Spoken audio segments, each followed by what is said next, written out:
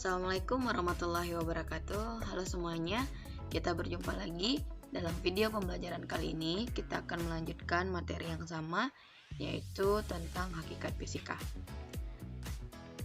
Ibu ingatkan kembali kompetensi dasar yang harus kalian kuasai setelah proses pembelajaran pada bab ini.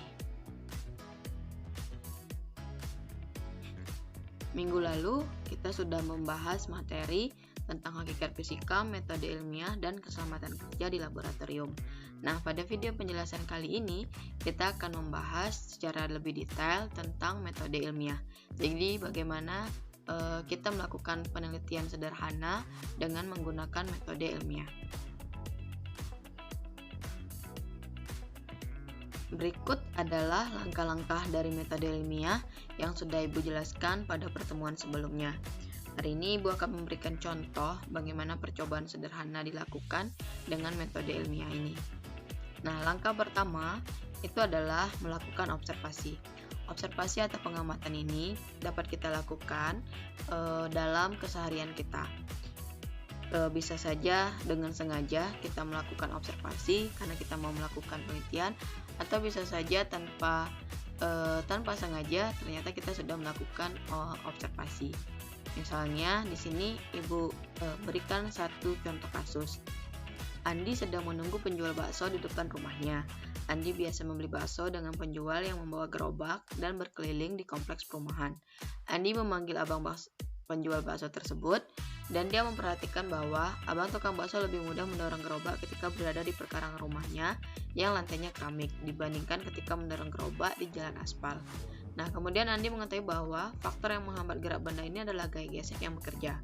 Nah, dari apa yang diperhatikannya, Andi ingin melakukan penelitian sederhana tentang pengaruh permukaan terhadap gaya gesek.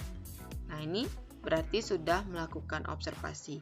Selanjutnya, dari hasil observasi ini, kita merumuskan masalah. Jadi, kita lebih mempersingkat apa yang mau kita teliti. Nah, untuk merumuskan masalah ini, kita bisa menggunakan kalimat tanya 5W atau 1H. Misalnya, ini dari hasil observasi Andi tadi, dia menyimpulkan rumusan masalahnya adalah bagaimana pengaruh kasar atau licinnya permukaan bidang terhadap gaya gesek. Jadi pertanyaan pada rumusan masalah ini harus pertanyaan yang jawabannya dengan penjelasan, bukan pertanyaan yang hanya berupa jawaban ya atau tidak.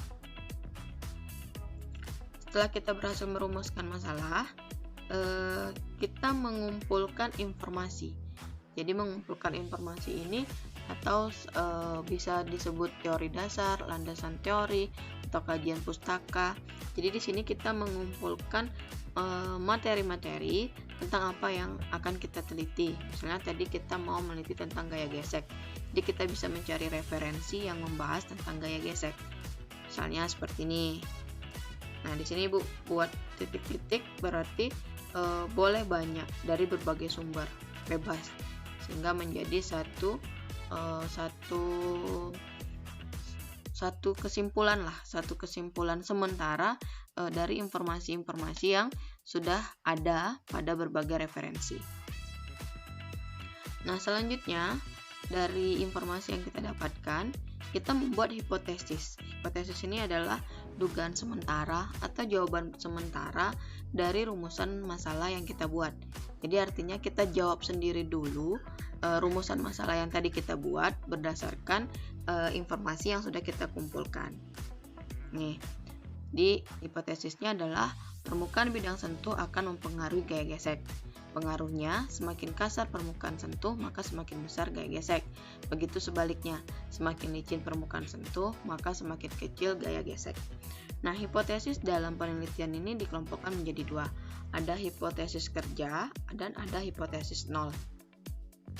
Hipotesis kerja itu artinya hipotesis yang dibuat menyatakan adanya hubungan antara variabel yang diuji. Jadi di sini hipotesis yang dibuat termasuk ke dalam hipotesis kerja karena menyatakan bahwa bidang sentuh akan mempengaruhi. Jadi ada hubungan. Nah, kalau misalnya dibuat tidak ada hubungan, itu namanya adalah hipotesis nol. Jadi tidak ada hubungan antara variabel yang diuji. Setelah membuat hipotesis, selanjutnya kita akan merancang atau melakukan eksperimennya. Dalam melakukan eksperimen, kita yang pertama menentukan tujuan. Apa sih tujuan dari eksperimen atau percobaan yang kita lakukan? Kemudian kita menentukan alat dan bahan yang kita perlukan dalam eksperimen. Selanjutnya langkah kerja. Langkah-langkah apa yang harus kita lakukan? Langkah pertama, kedua, ketiga, sampai selesai, sampai kita mendapatkan hasil. Nah, setelah melakukan eksperimen, kita mendapatkan hasil yang kita dapat ini kita analisis, kita olah. Data yang kita dapat kita olah. Pertama jelas hasil pengamatannya seperti apa. Nah, ini contoh dari yang dibuat tadi. Nah, data pada hasil pengamatan ini data dari hasil percobaan ini bisa berupa data kualitatif atau berupa data kuantitatif. Kalau kualitatif berarti bukan angka dia. Kalau kuantitatif berarti berupa angka. Nah, yang Ibu lakukan di sini contoh ini termasuk ke dalam data kualitatif karena tidak ada angka. Kalau ada angkanya berarti datanya disebut data kuantitatif. Misalnya tinggi badan, luas bangunan, itu kan ada ukuran atau angkanya. Nah, setelah menganalisis data dari hasil pengamatan itu, kita harus membuat pembahasan. Nah, pembahasan ini berarti menceritakan kembali dari hasil yang kita dapat. Jadi dari hasil yang kita dapat itu kita ulas, kita buat penjelasannya. Nah, itu yang disebut dengan pembahasan. Nah, dari data dan pembahasan ini, akhirnya kita menariklah kesimpulan dari apa yang kita buat. Nah, kesimpulannya ternyata terdapat pengaruh antara kekasaran permukaan bidang dengan gaya geser. Nah, ini sama dengan hipotesis yang kita buat. Berarti hipotesis kita tadi adalah benar, terbukti. Nah, begitulah melakukan percobaan dengan menggunakan metode ilmiah. Nah, setelah punya kesimpulan, selanjutnya kita bisa membuat laporan dari percobaan yang telah kita lakukan. Nah, dalam laporan itu harus memuat hal-hal berikut. Yang pertama jelas judul percobaannya, kemudian hari dan tanggal dilakukan, tujuan, rumusan masalah, landasan teori tadi, kemudian hipotesis, alat dan bahan, langkah kerja, hasil dan pembahasan, kesimpulan, serta daftar pustaka. Nah, daftar pustaka ini adalah referensi yang kita gunakan untuk membuat landasan teori tadi. Nah, itu harus dicantumkan ketika membuat laporan. Setelah membuat laporan, kemudian bisa kita publikasikan hasil percobaan kita.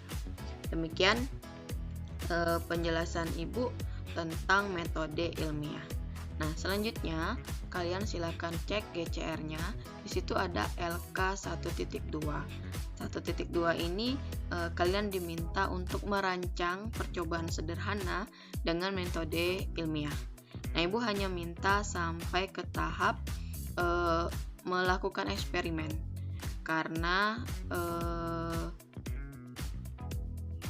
masalah yang Ibu kemukakan pada LK tersebut harus membutuhkan beberapa peralatan karena kita tidak bertatap muka, jadi Ibu hanya menugaskan sampai di melakukan eksperimen. Semoga penjelasan Ibu ini bisa membantu kalian untuk mengerjakan LK 1.2 dan kalian bisa melakukan percobaan sederhana dengan metode ilmiah. Sampai berjumpa pada video penjelasan berikutnya. Terima kasih. Assalamualaikum warahmatullahi wabarakatuh.